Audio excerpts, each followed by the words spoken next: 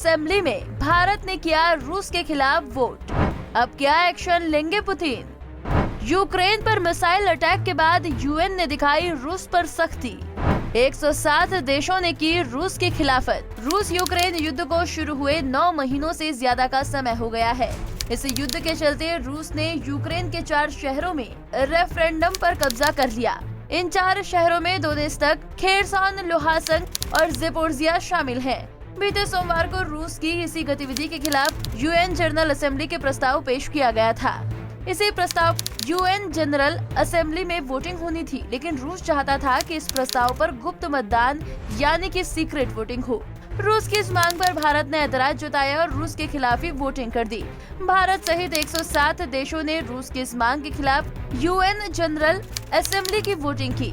चीन, ईरान और खुद रूस ने इस वोटिंग प्रक्रिया में हिस्सा नहीं लिया, जबकि 13 देशों ने रूस के पक्ष में वोट दिया। बता दें कि 193 सदस्यीय संयुक्त राष्ट्र महासभा ने सोमवार को अल्बानिया के उस प्रस्ताव पर मतदान किया, जिसमें रूस ने अवैध तथा कथित जनमत संग्रह और यूक्रेन के 4 शहरों पर अवैध रूप से कब्जा करने के प्रयास की निंदा करने संबंधी मसौदा प्रस्ताव पर सार्वजनिक मतदान की मांग की गई थी।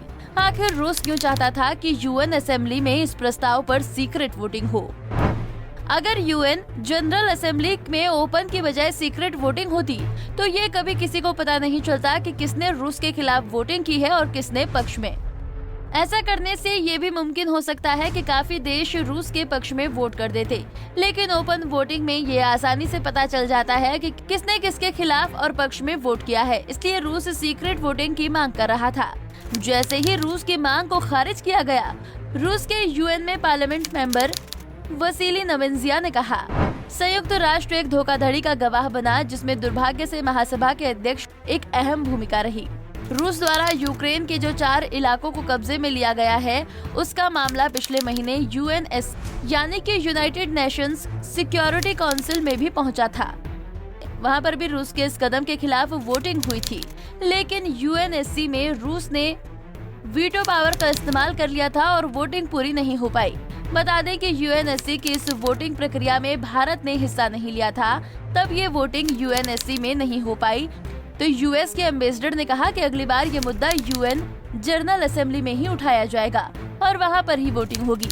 बता दें कि यूएन जनरल असेंबली में किसी के पास वीटो पावर नहीं होती और वोटिंग आसानी से बिना किसी अड़चन के करवाई जा सकती है। रूस के खिलाफ ये प्रस्ताव तब आया जब उसने सोमवार को यूक्रेन पर ताबड़तोड़ 80 से ज्यादा मिसाइलें दाग दी।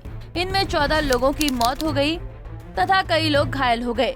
रूस का मानना है कि उनको क्रीमिया से जोड़ने वाली कर्च ब्रिज को यूक्रेन ने 2 दिन पहले तबाह कर दिया था, इसलिए उसने यूक्रेन की राजधानी के साथ और कई इलाकों पर हमला किया। व्लादिमीर पुतिन ने इस अटैक पर बयान देते हुए कहा कि रक्षा मंत्रालय की सलाह पर और जनरल स्टाफ की प्लानिंग के आधार पर रूस ने जमीन, हवा और पानी से यूक्रेन के कई ठिकानों को टारगेट किया है। पुतिन के बयान के बाद सबसे चौंकाने वाला बयान रूस के पूर्व राष्ट्रपति और रूसी सिक्योरिटी काउंसिल के डिप्टी चेयरमैन दिमित्री मेदवेदेव ने दिया। उन्होंने कहा, कीव समेत 17 शहरों पर की गई मेगा एयर स्ट्राइक बदले का पहला एपिसोड है, यानी कि रूस ने यूक्रेन को दहकाने की पूरी टाइमलाइन फिक्स कर दी है। रूस के इस बड़े हमले के बाद पश्चिमी देश भी अपनी स्ट्रेटेजी बदलने पर विचार कर रहे हैं। मुमकिन है कि यूक्रेन को अब वो मिसाइल डिफेंस सिस्टम मिल जाए जिसकी मांग जेलेंस्की पिछले 4 महीने से कर रहे हैं।